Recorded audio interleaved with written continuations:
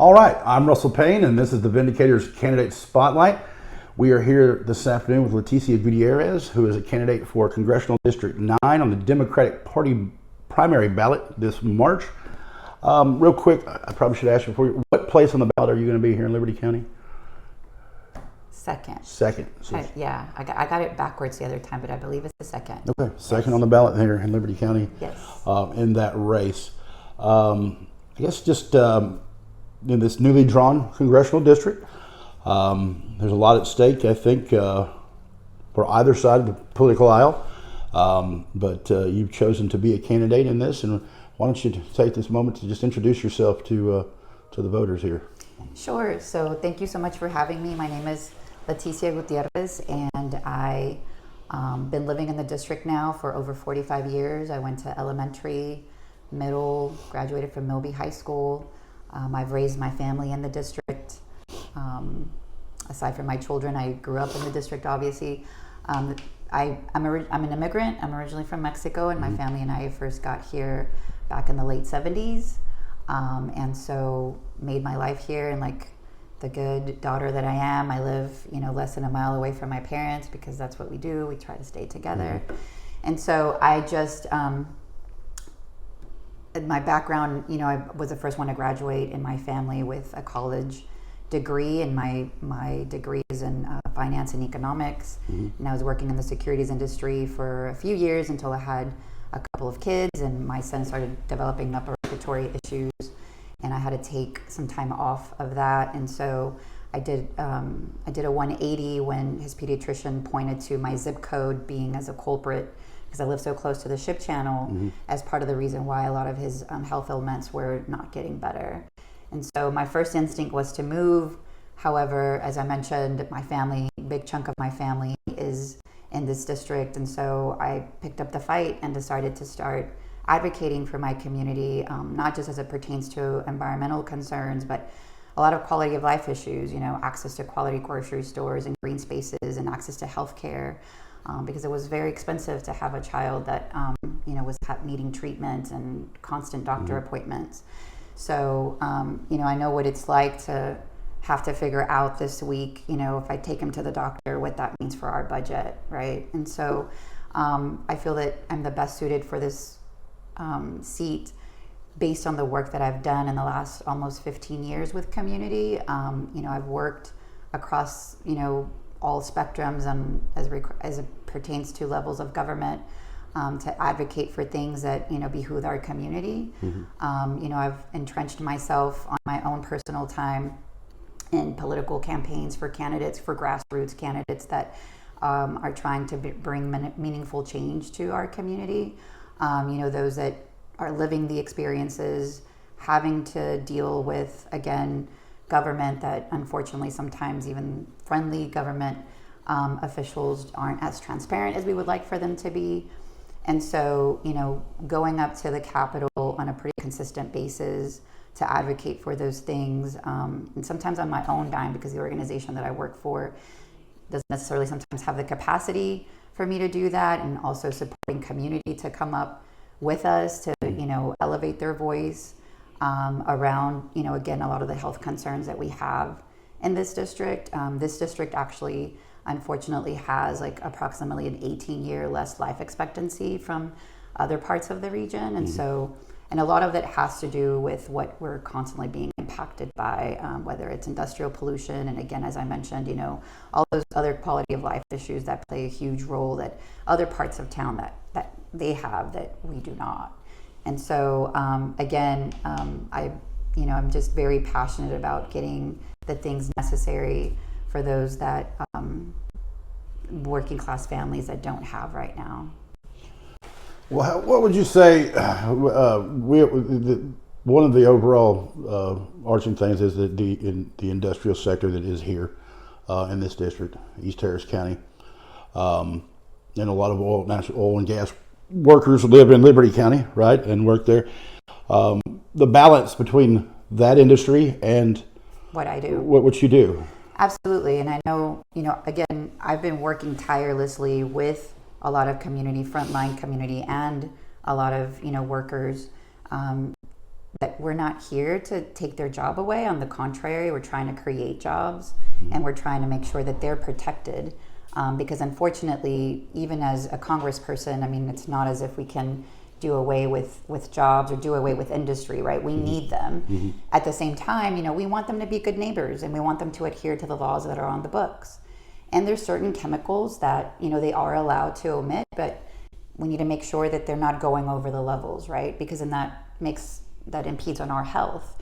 And we can't have a sick workforce and expect our economy in the region to do well, right? And so that's how I start with, even through my work, a lot of the advocating that we do, again, is to make sure that they're adhering to the laws on the books that have been there for decades. And those have been bipartisan efforts through both parties to make sure that our EPA, our Environmental Protection Agency, is doing right by community, right? Because we want to make sure that that they're not just given the green light to pollute as however they see fit, and to again, at the same time, we have to understand who's actually impeding not just on our health but also on our systems, because a lot of our tax money is going to a lot of the billion-dollar subsidies that these corporations are also receiving on top of making money. And so, we just have to inform community exactly what it is that is happening without painting this picture of, we're going to do away with them. Although, however, this administration has done away with hundreds of thousands of jobs as it pertains to, government offices that were set there, that have been there to protect us, not just with the EPA, but, other federal programs that have been put in place, including veterans assistance and veteran programs that are now they're doing away with. So I find it odd sometimes that people, talk about jobs, and this administration is consistently just doing away with, again, a lot of those protections and a lot of the things that have made our communities whole. And that's something that I'm not okay with as it pertains to jobs. I'm not for killing jobs. Well, that's some other areas, the expertise you bring in, if elected. Yes. How could you apply that to a role in Washington, and in what other areas would you, find your skill set useful? Well, again, I mean, I have a lived experience, right? And I do sit down with a lot of our port directors and port commissioners as it pertains to supporting them to get a lot of that federal money that should be coming our way. This last administration had a grant for clean ports, and we helped the port go after a lot of those monies, and unfortunately we lost and did not get our fair share because we are not staying competitive as it pertains to a lot of the new technology that's coming down the pike. And so we want to make sure that, again, that yes, we're training folks, right? We can't just say, we're for green jobs or we're for these new technical advances. We have to make sure that we're staying on top of the curve, right? And not playing defense. And I feel that that's something that we were not doing a great job at, that I feel that I'm the best suited in terms of, where to push and pull, who to bring in, go after those federal monies that do belong to us, because we are the biggest port and we do a lot of business. And so we want to make sure that we keep that money here, those tax monies here. Okay. Liberty County is the entire county is in this new district. What connections are you making with voters here? What relationships are you trying to develop here? What's important do you think that talking to the voters here specifically? That's a great question. I mean, so I'm not uber familiar, but I have been to Liberty County in the past. Through my work and the organization that I work with, there's other sister organizations that work here in Liberty County, and we do have ties with them. Can't mention them because they're nonprofit, and of course they're not endorsing. However, a lot of the community that they have engaged in partnership with us around, whether it's, again, any sorts of trying to bridge that, connect with our elected officials as it pertains to flooding, infrastructure issues, as well as contamination and drinking waters and things of that nature. They all play. There's this huge intersectional that happens, in the work that we all do. And so I'm obviously a lot more present these days, coming to Liberty County and talking to small businesses and really trying to figure out where they are at and what their biggest constraints are right now. It's upsetting to hear some, business owners talk about, possible closing down of a lifelong business due to either, their staff being too scared to come into work, or just, clientele in general not showing up the way they usually do, for various reasons, whether it's, obviously cost of things going through the roof, fearful of the current ICE administration, the current ICE tactics that are being used towards community, because it doesn't really matter these days if you do or you don't have documentation. And so there's a lot of fear that unfortunately keeps people at home. People like my own family, by the way, that don't necessarily have anything to fear, so to speak, if they do get pulled over, but they don't want to. Okay. So we're talking about a little bit of immigration and that, and Colony Ridge is always a big topic of conversation in this county. Recently, a lawsuit was settled between the federal government and the developers. The details of that are still not all quite clear yet. But definitely there were some practice problems apparently if they're coming to an agreement on that. But what can you do? Because you say a double edge, but there's all kinds of edges on this sword. There is the response from those that are here. They're like, hey, this has come quickly. Our community, what's happened, and not because of any ethnic group or anything, just because, oh my gosh, what's happened, right? This huge neighborhood here. There's so many victims. Right. And then there's the every side. Level. Right. Then there's the side that hey, these practices were unfair to our, community, and you brought us here. And where would you weigh in on a subject like that?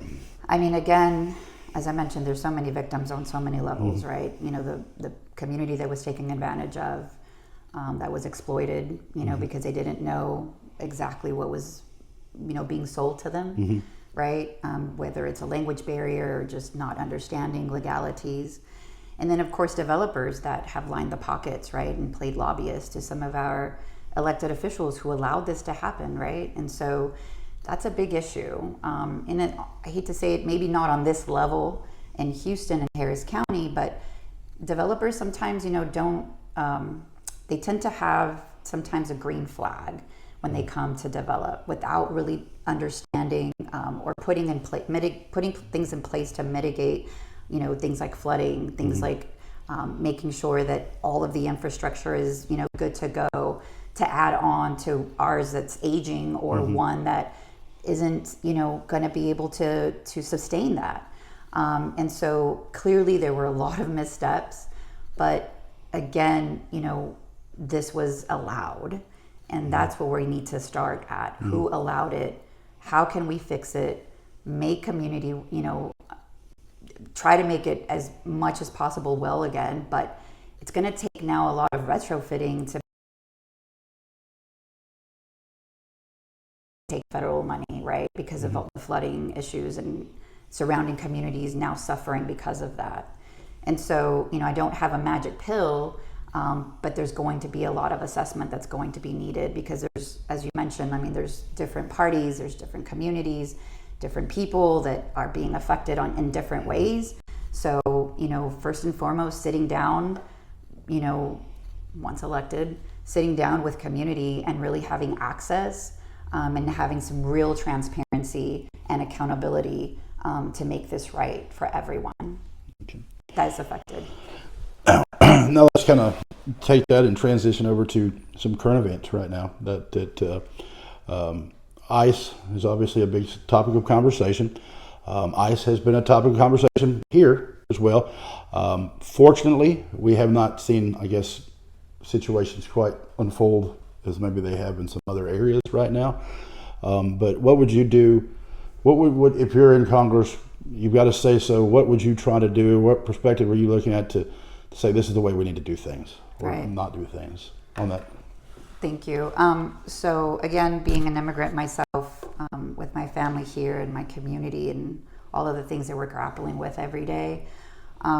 First of all, the word illegal just doesn't define us, and it just continues the dehumanization of people, whether you feel that they should be here, or we should leave. It's really not the question. We're all humans, and at the end of the day, I don't want to bring scripture into it because, Jesus doesn't belong to a political party, but we're taught to make sure that, we treat, those that are the least amongst us, right? And how we would treat him. And so keeping that in mind, at the end of the day, we obviously need sensible immigration reform.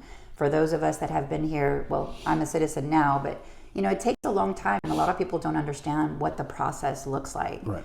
I've been through the process. I know how hard it is, and it shouldn't be that way. And this is a process that, unfortunately, both parties have not really had a good handle on, right? That doesn't mean that we want open borders. We can have secure borders, and we want to make sure that our border is safe and secure. I'm a mom, and I want my community to feel safe and my children to feel safe. I'm all for making sure that the people that are creating any sort of, atrocities and whatnot to not have that opportunity. Right. At the same time, that's not the majority of us. That's a very small, minute minority. And so for the rest of us that have been working here, and by the way, we pay taxes as immigrants, and a lot of that money we don't see back, because if you don't have a social security number, you don't have access to anything. And so when they give you your temporary IN number, when you're applying, you have to make sure that you're not getting any sort of assistance in any way, shape, or form. You have to show that you can sustain yourself, that you're not here with your hand out. So a lot of this rhetoric that, immigrants are here draining our economy is just not true.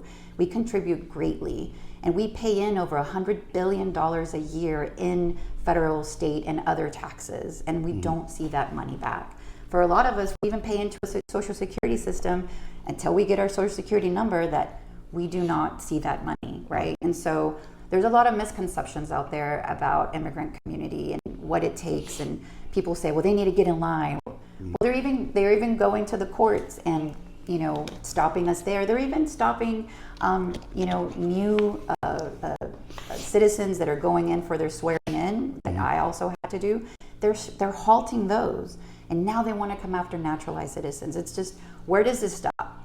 Where do we draw the line and say enough is enough? Because it's hurting our economy, it's hurting our community, and it's not creating any real safety for us, for anyone. Because if one community is feeling unsafe, I promise you that's not going to bode well across the board. So it doesn't matter where you stand on these issues. I think it's a bipartisan thing for us to come together and figure out real sensible immigration. We haven't had sensible immigration reform in over 40 years. That was under Reagan, right? Who understood back then, what immigrants brought to this country. And so that is something that is very much needed. So the question I would transition into is this: if you were to win the Democratic Party nomination, you will still have to run against the Republican nominee and an independent, I believe, this year and next November. You would have to appeal to a much larger base. Yes. Liberty County itself specifically has overwhelmingly voted for Donald Trump in the last 3 election cycles. Correct. What is your appeal going to be to them? What are you going to do, to bring folks into the fold and bring everybody together in that bipartisan way? For sure. I mean, again, I would like to appeal to humanity, at the end of the day, because I feel that right now is something that is lacking. And understand also, how this hurts our pocketbook. A lot of development is being halted. Healthcare is already crippling. Obviously, the people who do a lot of the service industry and the back kitchens and the people who pick our fruits and vegetables, all of these things are being impacted. So if I can't appeal to your humanity, maybe we can appeal to your pocketbook, because things are only unfortunately going to get worse. The things that are coming down the pike as it pertains to our healthcare, that is also a huge concern of mine for our elderly folk, for those that are on assistance, not because they want to, but because they have to. And understand again, who's really pulling the strings right now. The people pulling the strings right now are not looking out for your regular working class folks, who is a big part of Liberty County right now. The people pulling the strings are lobbyists and big corporations that continue to make billions off of our blood, sweat, and tears. And so I want to be able to raise the minimum wage for us. I mean, the income gap continues to get wider and wider, and we're having to, work sometimes 2-3 jobs just to make ends meet. I know that is happening out here because I'm talking to community, and we have to figure out a way to rein this in and understand that unfortunately this administration is not for the working class. They're not for us. How would you help healthcare? District 9 is kind of interesting. We have the fortune of having Houston Methodist in the district, right? And that's unfortunate. Yes. But once you come across the county line, the Liberty County, we've actually had a hospital closed this last year in Cleveland. We have one hospital that's greatly facilitated by a hospital district tax to keep that hospital. What would you want to see done, and what areas would you work on with rural health care? I mean, again, we're doing that type of assessment right now because I genuinely see that it's not just this area. There's other parts of Harris County that, it would take 20-30 minutes to get to an urgent care or hospital. That's something that we both have in common in certain rural parts. And so, again, making sure that we do have centers to be able to have to service community. Unfortunately, with what we see coming down the pike, we might see more closures. So things might get a little worse before they get better if we do not turn the ship around. And so that is one of my biggest concerns, is making sure that these cuts do not impact our community, and that we can bring again some sanity back into Congress and help them understand what's at stake. That appeasing some a few billionaires at the cost of the majority of us is not okay, and things are going to continue to cripple us if we do not go back to the way that we should have already been doing, and understanding that healthcare is a basic need. We need, if you want a robust economy, you can't have one if, again, your community, your county is sick. Absolutely. Okay. Well, that's it. We're going to have an opportunity to hear from you again. Hopefully you will be joining us on February the 11th for our candidates forum. Yes. At the Dayton Community Center. That'll be at 6 p.m. The Dayton Community Center for our Congressional District 9 and our Senate District 3 candidates on February the 11th. What ways can folks find more information on you out there? Yes, so they can go to leticiaforcongress.com, and there's all kinds of information that they could look up there, and they can contact me. I love sitting down with community and just having coffee and chats. I certainly welcome, again, any opportunity to sit down and really get to know where community is. If and when elected, I plan on creating, a coalition of community councils within each municipality, because I can't be everywhere all the time, but community knows. They have a PhD in how things should run, right? Because a lot of times what I see going to DC and even going up to the Capitol, policies are not reflective of what community truly is in dire need of. And so that's why I'm very, very focused and passionate about making sure that we do have real community-driven policy, and having government transparency that works for you.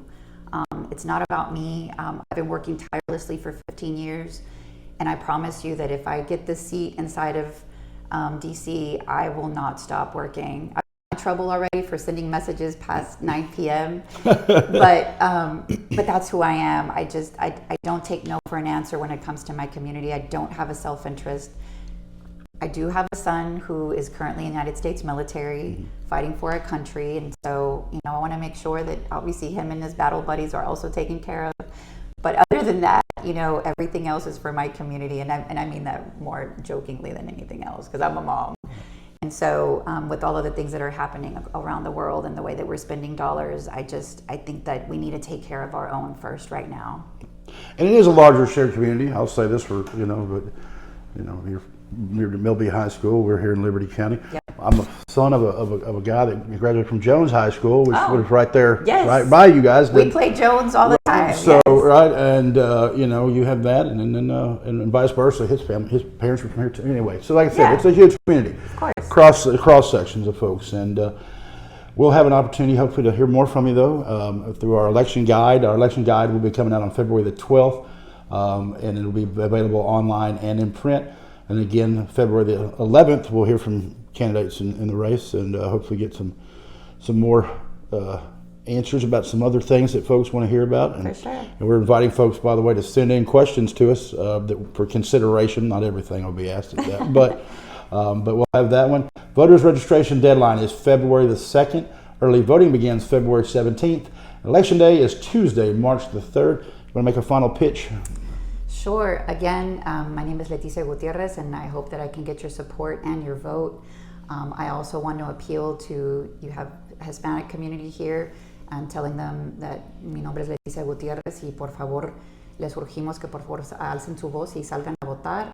Las votaciones empiezan el 17 de febrero y luego la votación es el 3 de marzo. Así es que se los agradecería mucho. And so thank you so much to everyone. I can obviously, also hopefully communicate with some of your community that's out here as well in Spanish. Absolutely. And so thank you so much. Muchas gracias. We appreciate it. And this is just another one of our spotlights, and we'll have more for you coming in the coming days. And I appreciate it. Thank you, and good luck on the campaign trail. Thank you.